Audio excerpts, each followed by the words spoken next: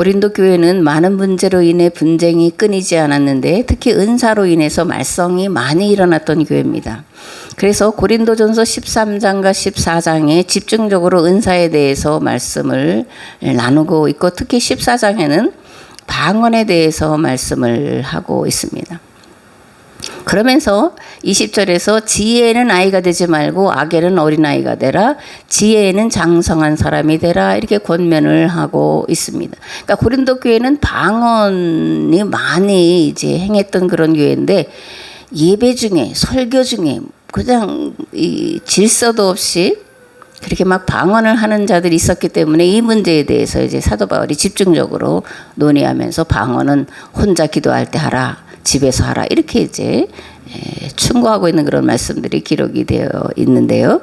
그렇다면 사도 바울이 말하는 지혜에는 아이가 되지 말고 악에는 어린아이가 되라, 이렇게 말할 때 그 지혜는 무엇을 말하는 걸까? 물론 여러 가지로 다양하게 지혜에 대해서 정의 내릴 수 있는데 갈라디아서 3장 1절 말씀에 한정해서 말한다면 율법에 의한 의와 믿음에 의한 의를 분별할 수 있으면 지혜고 그렇지 못하면 어리석음이다, 이렇게 이해할 수가 있습니다. 아멘.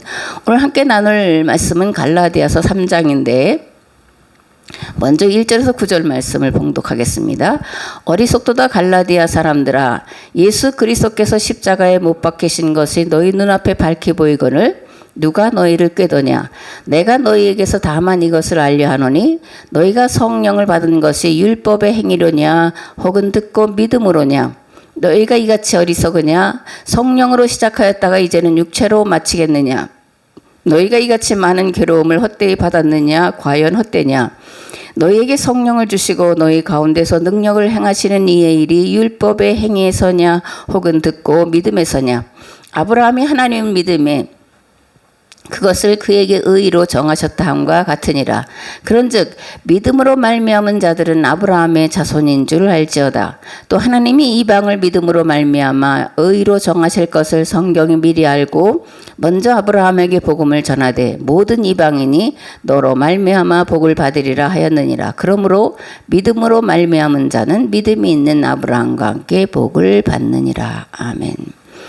갈라디아서 2장에서 사도 바울은 의에 이르는 방법이 무엇이냐에 대해서 다루면서 사람이 의에 이르는 것은 율법을 행함으로가 아니라 믿음으로 말미암아 의에 이른다라고 말씀하므로 율법의 행위로 말미암는 의와 예수 그리스도를 믿는 믿음으로 말미암는 의를 대비시켜 놓고 있습니다. 그런데 오늘 우리가 함께 나눌 3장에서는 성령을 어떻게 받았느냐라는 문제를 놓고 말씀하면서 성령을 받은 것은 할례를 받았거나 유대교 율법을 지킴으로 받은 것이 아니라 예수 그리스도의 복음을 듣고 받아들였을 때라고 증언하고 있고 이방인 그리스도인이 성령을 받았다는 것은 하나님께서 이방인 그리스도인들을 받아들여 주셨다라는 증거라고 증언을 하고 있습니다.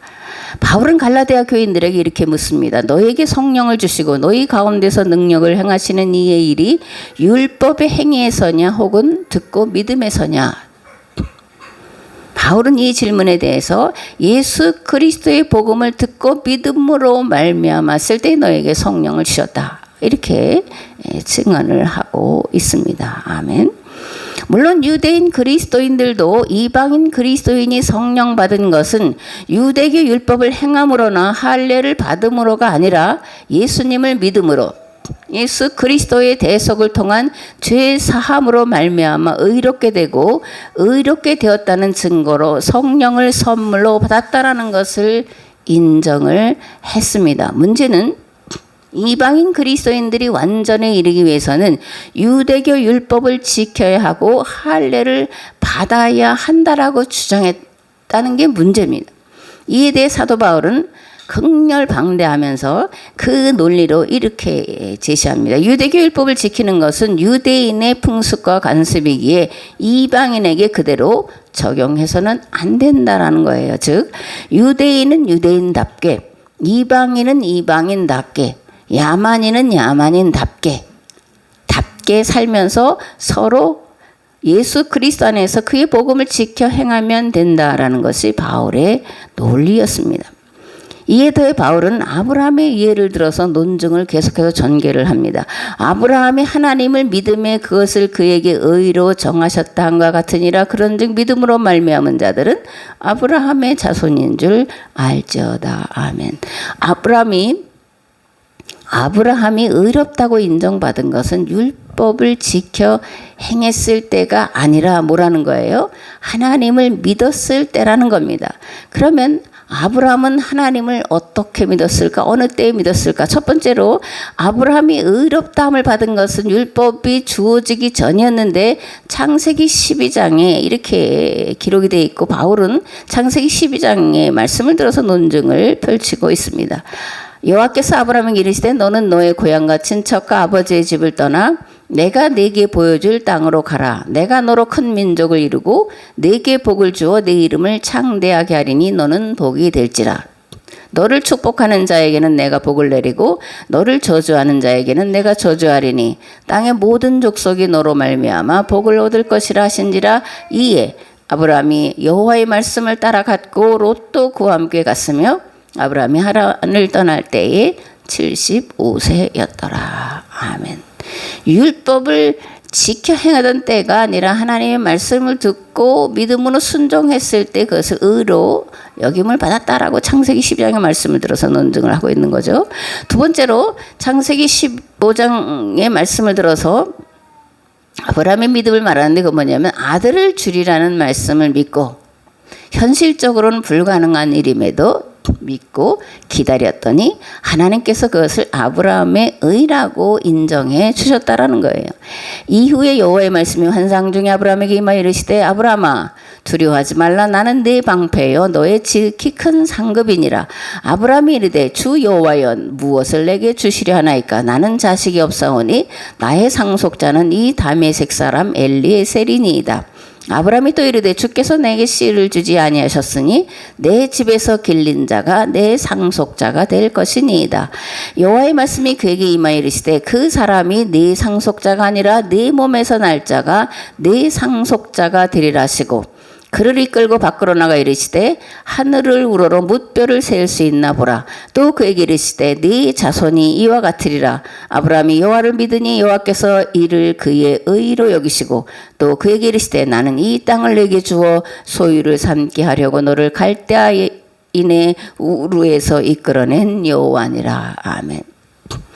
바울은 아브라함의 후손이란 혈통이 아니라 아브라함같이 하나님을 믿는 자라고 정의하면서 혈통으로 아브라함의 후손인 자신들만 구원받았다라고 하는 선민 사상에 젖어있던 유대인들의 잘못된 생각을 정면 반박을 하고 있습니다. 바울은 유대인의 선민 사상을 깨뜨리면서 하나님께는 유대인이나 이방인이나 차별이 없으시다라는 말을 하면서 로마서 2장을 들어서 이방인 신학을 이렇게 전개를 하고 있습니다. 무릇 표면적 유대인이 아니요 표면적 육신의 할례가 아니니라. 오직 이면적 유대인이며 할례는 마음에 할지니 영에 있고 율법 조문에 있지 아니한 것이라. 그 칭찬이 사람에게서가 아니요 다만 하나님에게서니라. 아멘. 표면적 유대인, 이면적 유대인, 그죠? 혈통으로 아브라함의 후손이 아니라는 겁니다. 그래서 믿음으로 아브라함의 후손된 자가 진정으로 아브라함의 후손이다 이렇게 펼치고 있습니다. 사도 바울은 이방인의 사도였습니다. 이방인의 사도로서 나아가기 위해서 그런데 그에게 시급히 해결해야 될 문제가 있었는데 그게 뭐냐면 이방인과 유대인 사이의 구분이나 차별을 없애는 일이었어요. 그러면 사도 바울은 왜 이방인과 유대인 사이에 차별이나 구분을 없애는 것이 해결해야 될 급선무라고 생각했을까라는 건데 바울은 디아스포라 유대인이에요. 본토에서 난 유대인이 아니라 다소라고 하는 이방 땅에서 난 디아스포라 유대인이라는 겁니다. 그런데 이 디아스포라 유대인으로 살아간다는 것은 사실은 굉장히 어렵고 힘든 일이었는데 왜냐하면 이방 땅에 살면서 본토 유대인들처럼 이방인과 거리를 두고 살아갈 수는 없었기 때문이에요. 유대인의 전통을 따르면 이방인과 함께 음식을 먹을 수도 없고 그들과 상거래를 할 수가 없는데, 그렇게 하면 독자 생존이 어렵게 되는 것이 디아스포라 유대인들의 현실이었습니다. 이라는 문제를 디아스포라들의 삶과 직결되는 문제였기 때문에 디아스포라 그리스도인들이 헬라인들에게 복음 전하는 일에 앞장서게 된 이유 중에 하나였습니다. 그런데 이제 예루살렘에 사는 본토 유대인들 또는 유대인 그리스도인들에게 이게 아무런 문제가 되지 않았던 거예요.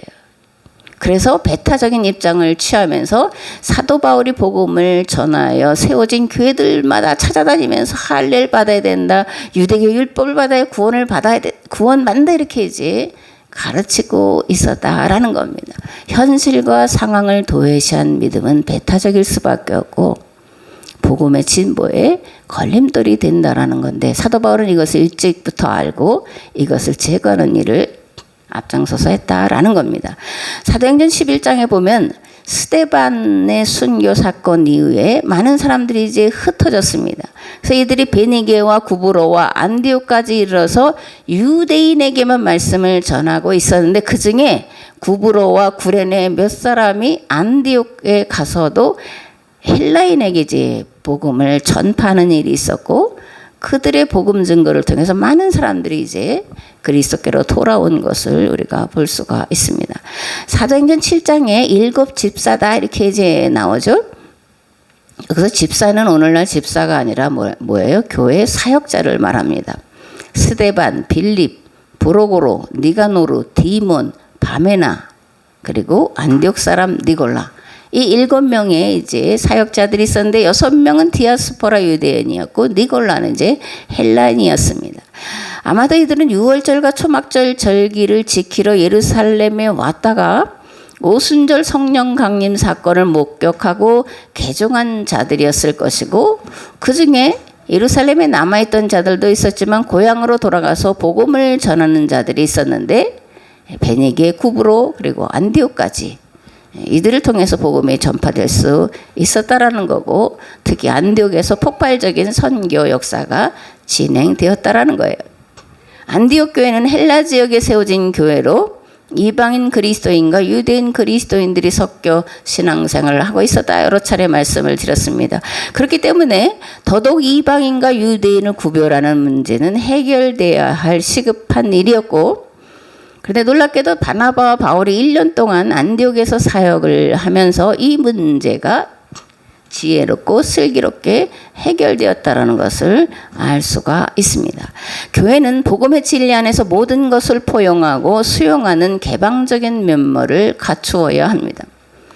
물론 그렇다고 해서 무분별하게 모든 걸 다 받아들여야 된다, 그런 얘기는 아니에요. 진리 안에서 진리가 아닌 것들은 반드시 제거해야 되는데 단호하게 제거해야 될 필요가 있습니다. 그러나 그럴 때에도 지혜롭고 슬기롭게 해야 합니다.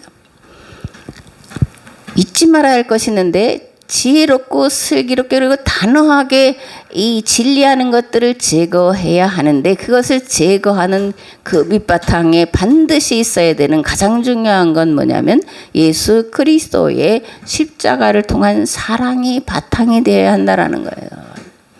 사랑이 아닌 것으로 행할 때는 상처를 입히고 실족시키기 때문에 사랑으로서 온전히 행해야 된다라는 것을 우리가 잊지 말아야 합니다. 아멘. 갈라디아서 3장 10절에서 22절 말씀 봉독하겠습니다. 무릇 율법 행위에 속한 자들은 저주 아래에 있나니 기록된 바 누구든지 율법책에 기록된 대로 모든 일을 항상 행하지 아니하는 자는 저주 아래에 있는 자라 하였습니다. 또 하나님 앞에서 아무도 율법으로 말미암아 의롭게 되지 못할 것이 분명하니 이는 의인은 믿음으로 살리라 하였습니다. 율법은 믿음에서 난 것이 아니니 율법을 행하는 자는 그 가운데서 살리라 하였느니라. 그리스도께서 우리를 위하여 저주를 받은 바 되사 율법의 저주에서 우리를 속량하셨으니 기록된 바 나무에 달린 자마다 저주 아래에 있는 자라 하였습니다. 이는 그리스도 예수 안에서 아브라함의 복이 이방인에게 미치게 하고 또 우리로 하여금 믿음으로 말미암아 성령의 약속을 받게 하려 함이라. 형제들아, 내가 사람의 예대로 말하노니 사람의 언약이라도 정한 후에는 아무도 패하거나 더하거나 하지 못하느니라. 이 약속들은 아브라함과 그 자손에게 말씀하신 것인데 여럿을 가리켜 그 자손들이라 하지 아니하시고 오직 한 사람을 가리켜 네 자손이라 하셨으니 곧 그리스도라. 내가 이것을 말하노니 하나님께서 미리 정하신 언약을 430년 후에 생긴 율법이 폐기하지 못하고 그 약속을 헛되게 하지 못하리라. 만일 그 유업이 율법에서 난 것이면 약속에서 난 것이 아니리라. 그러나 하나님이 약속으로 말미암아 아브라함에게 주신 것이라. 그런즉 율법은 무엇이냐? 범법함으로 더하여진 것이라. 천사들을 통하여 한 중보자의 손으로 베푸신 것인데 약속하신 자손이 오시기까지 있을 것이라. 그 중보자는 한 편만 위한 자가 아니나 하나님은 한 분이시니라. 그러면 율법이 하나님의 약속들과 반대되는 것이냐? 그럴 수 없느니라. 만일 능히 살게 하는 율법을 주셨더라면 의가 반드시 율법으로 말미암았으리라. 그러나 성경의 모든 것을 죄 아래에 가두었으니 이는 예수 그리스도를 믿음으로 말미암는 약속을 믿는 자들에게 주려 함이라. 아멘. 신명기 27장 26절에 보면 공동 번역으로 보면 이 법을 어느 하나라도 실천하지 않고 짓밟는 자에게 저주를 하면 온 백성은 아멘 하여라. 이렇게 되어 있습니다. 그러니까 이제 모세가 선포하는 거예요. 이 법을 어느 하나라도 실천하지 않는 자는, 실천하지 않고 짓밟는 자에게는 저주를, 그러면 백성들은 아멘. 이렇게 하라는 것이고 했다라는 거예요. 문제는 사람이 모든 율법을 온전히 지킬 수 있느냐라는 건데 불가능한 일이라는 것을 우리 양심이 누구보다 잘 알고 있잖아요. 그렇게 사도 바울은 율법의 역할을, 죄를 깨닫게 하는 것, 율법을 지킬 수 있는 사람은 하나도 없다라는 것을 깨닫게 하는 것이 율법을 주신 목적이다, 이렇게 이제 말하는 거예요. 그렇다면 율법이 요구하는 바를 다 이룰 수 있는 길과 방법은 없는 거냐? 신명기의 말대로 하면 율법이 요구하는 바를 다 이룰 수 없으면 구원에 이를 수 없는데, 그렇다면 구원에 이를 수 없는 길을 제시해 놓고 그것을 행함으로 구원 받으라고 하나님이 말씀하셨다면 이건 모순이다, 이런 겁니다. 사도 바울은 율법의 요구를 다 이룰 수 있는 길과 방법으로 믿음을 제시하면서 의인은 그의 믿음으로 말미암아 살리라는 하박국서 말씀을 인용을 하고 있습니다. 그러면 사도 바울이 말하는 믿음이란 어떤 믿음을 말하는 거냐? 예수 그리스도의 대속을 믿는 믿음을 말하는 거죠. 그죠? 그러면 예수 그리스도는 무엇을 위해서 대속하신 것이냐? 첫째, 율법 아래 살면서 율법을 온전히 지키지 못함으로 받을 수밖에 없는 저주를 해결하기 위한 대속이었다라는 거예요. 하나님의 의는 예수 그리스도를 통한 대속으로 말미암아 율법의 요구를 행할 수 있도록 도우시는 의를 말하는데, 이는 유대인들이 율법을 조항과 문자대로 지키면 의에 이른다고 하는 자기 의가 잘못이고 거짓이라는 것을 말하고자 하는 데 있었다라는 것을 우리가 잊지 말아야 합니다. 로마서 3장에 보면 이렇게 되어 있습니다. 모든 사람이 죄를 범하였으며 하나님의 영광에 이르지 못하더니 그리스도 예수 안에 있는 구속으로 말미암아 하나님의 은혜로 값없이 의롭다 하심을 얻은 자 되었느니라. 아멘. 둘째, 예수 그리스도의 대속으로 말미암아 믿는 자에게 성령이 주어짐을 말합니다. 성령은 우리에게 오셔서 율법이 요구하는 바 의와 인과 신을 지켜 행할 수 있도록 도우시는 보혜사이십니다. 하나님과 성경과 역사를 올바로 이해할 수 있도록 도우시는 보혜사세요. 성령은 사람으로 할 수 없는 것을 할 수 있도록 도우셔서 사람으로 하여금 의와 거룩함과 순전함이 이르도록 역사하시는 하나님의 능력인 줄을 믿습니다. 아멘. 하나님 앞에 인간의 의, 인간의 공로는 설 자리가 없다라는 것을 우리가 인정을 해야 돼요. 인간이 하나님 앞에 설 수 있는 유일한 길은 예수 그리스도의 대속을 통해 값없이 주어지는 하나님의 의라는 것을 반드시 기억을 해야 합니다. 내 공로가 아니라 십자가의 공로, 즉 용서하시고 용납해 주시는 하나님의 은혜 밖에는 의에 이를 수 없고 구원에 이를 수 없다라는 것을 반드시 기억을 해야 할 줄 믿습니다. 아멘. 이신칭의 로마서를 통해서 제가 이제 몇 차례 이신칭에 대해서 말씀을 드렸는데, 이 로마서에서 또 갈라디아서에서 사도 바울이 말하는 이신칭의론은 오늘 우리가 말하는, 특별히 구속사 신앙에서 말하는 구원론을 말하고자 하는데 있지 않았다라는 것을 우리가 알아야 돼요. 이신칭의론을 사도 바울이 제시하고 있는 것은 유대교의 칭의론, 즉 유대교 율법을 조항과 문자대로 지키면 의롭다, 구원받았다라고 하는 유대교의 칭의론을 배격하기 위해서 이신칭의를 제시하고 있다라는 겁니다. 의롭다 인정함을 받은 자, 의롭다라고 인정함을 받을 때에 가서야 비로소 아브라함이 걸어간 믿음의 길을 걸어갈 자격이 주어졌다라는 것, 즉 구원의 출발임을 이신칭이라는 말을 통해서 하고 있다라는 겁니다. 구원은 어느 한 시점의 고백이나 경험으로나 확신으로 주어지는 것이 아니에요. 구원은 삶의 연속적인 과정의 결과물인 겁니다. 구원은 잃어버릴 수도 있는 거예요. 끝까지 달려갈 길을 다 마칠 때 가서야 구원이 완성된다라는 것을 우리가 알므로, 그죠? 나는 이미 구원받았다라고 하는 확신에 빠져 살 것이 아니라 두렵고 떨림으로 구원을 이뤄가는 삶을 일평생 살아야 한다라는 것을 기억을 하시기 바랍니다. 아멘. 갈라디아서 3장 23절에서 29절 말씀을 봉독하겠습니다. 믿음이 오기 전에 우리는 율법 아래에 매인 바 되고 계시될 믿음의 때까지 갇혔느니라. 이같이 율법이 우리를 그리스도께로 인도하는 초등교사가 되어 우리로 하여금 믿음으로 말미암아 의롭다함을 얻게 하려 함이라. 믿음이 온 후로는 우리가 초등교사 아래에 있지 아니하도다. 너희가 다 믿음으로 말미암아 그리스도 예수 안에서 하나님의 아들이 되었으니 누구든지 그리스도와 합하기 위하여 침례를 받은 자는 그리스도로 옷 입었느니라. 너희는 유대인이나 헬라인이나 조이나 자유인이나 남자나 여자나 다 그리스도 예수 안에서 하나이니라. 너희가 그리스도의 것이면 곧 아브라함의 자손이요 약속대로 유업을 이을 자니라. 아멘. 사도 바울은 믿음이 오기 전 주어진 율법을 초등교사였다 이렇게 말합니다.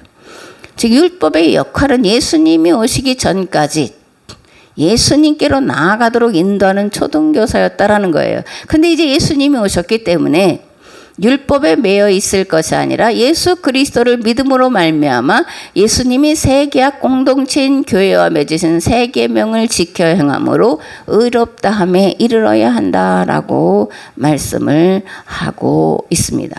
아멘. 근데 여기서 또 우리가 알아야 되는 것은 사도 바울이 말하는 율법은 초등교사였다 그럴 때 이것은 신의 산 계약법을 말하는 것이 아니라 유대교 율법을 전제로 하고 있다는 것도 또한 우리가 잊지 말고 기억을 해야 됩니다. 옛 계명, 즉 율법과 새 계명, 복음은 어떤 관계일까? 반대되는 것일까? 아닙니다. 하나의 두 양면이다 이렇게 말씀을 드립니다. 옛 계명은 새 계명은 옛 계명을 배제하는 것이 아니라 완성하는 거예요. 예수 그리스도 안에서 구약과 신약 즉 율법과 복음이 하나가 된 겁니다.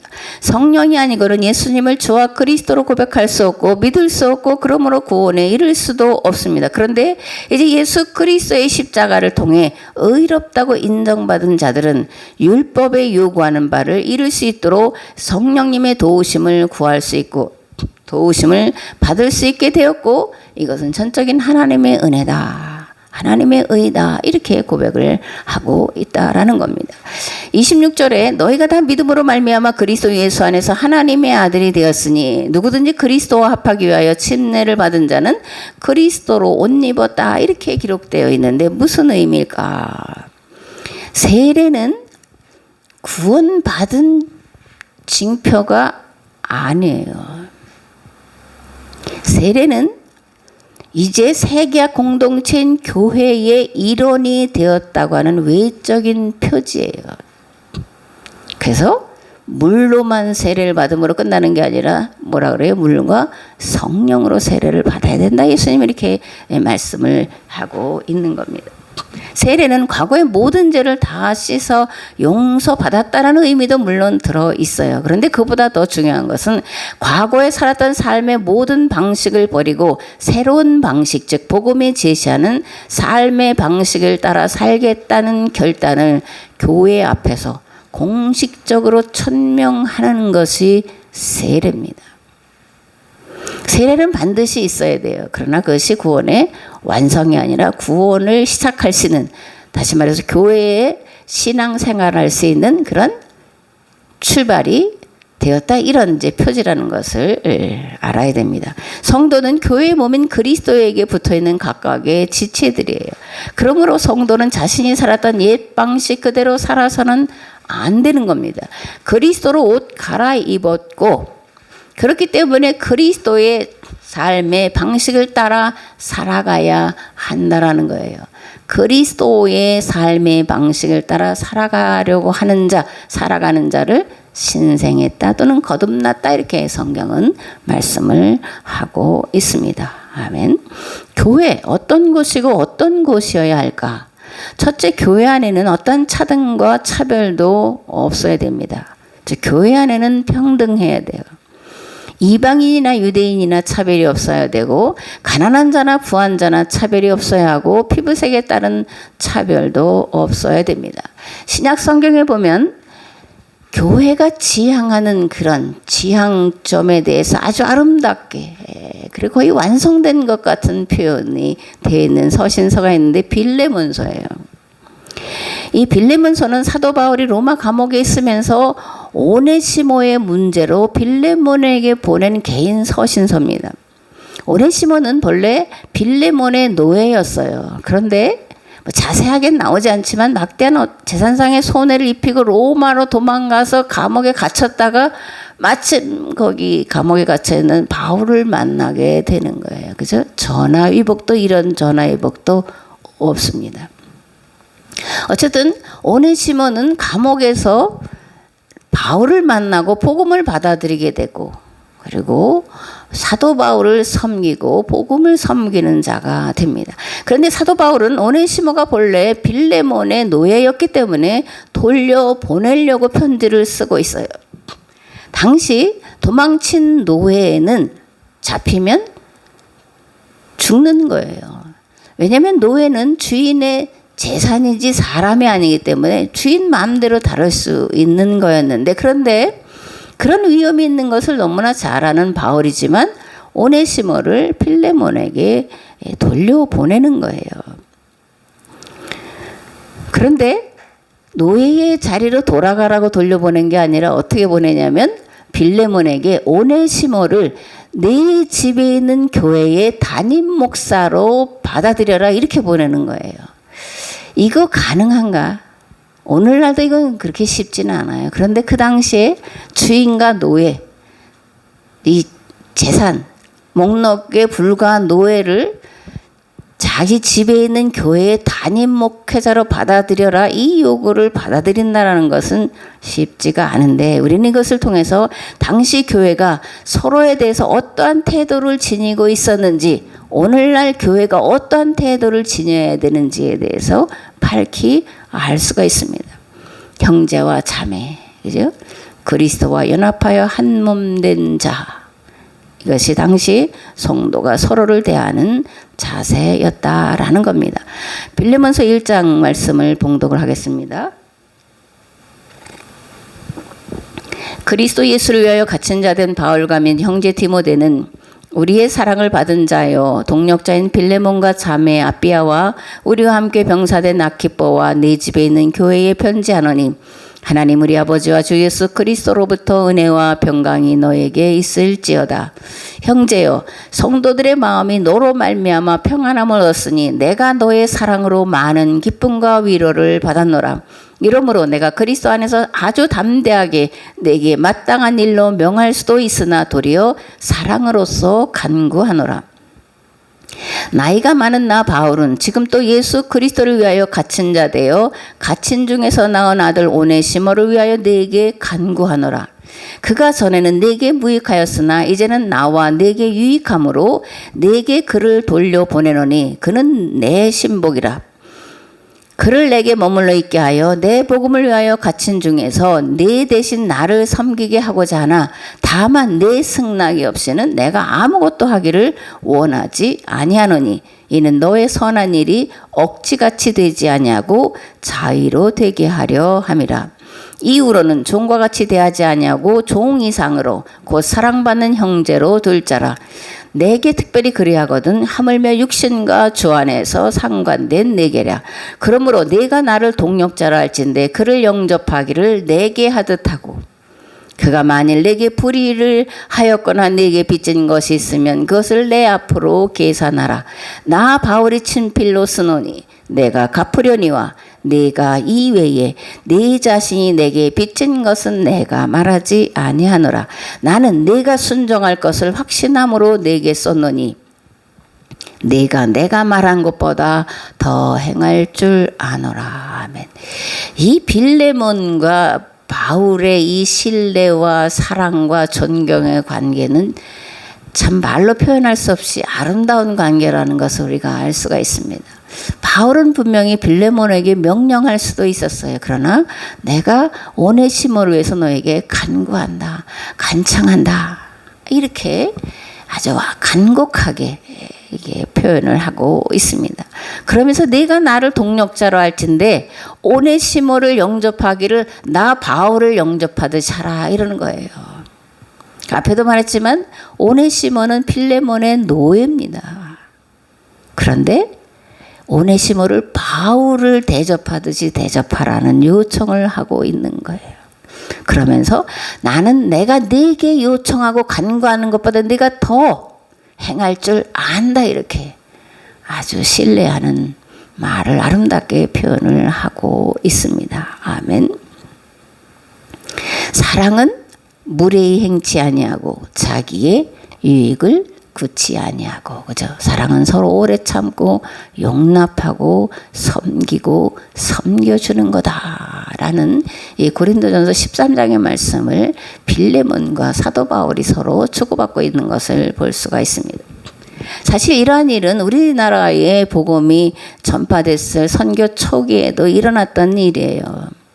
양반 쌍놈 이렇게 이제 갈라졌던 신분 사회에서 쌍놈이 먼저 복음을 받아들이고 어떤 이는 담임자로 어떤 이는 교회 장로로 직분자로 서고 양반이 나중에 복음을 받아들여서 왔을 때 자기가 그동안 상민으로 무시하고 천대하고 차별했던 그를 목사님으로 또는 장로님으로 직분자로 이렇게 섬기는 일이 있었고 이것이 사실 교회가 급속하게 확산되는 하나의 통로였고 조선 사회를 억누르던 신분 제도가 급속히 철폐되는 계기를 마련했음을 우리가 알 수가 있습니다. 아멘.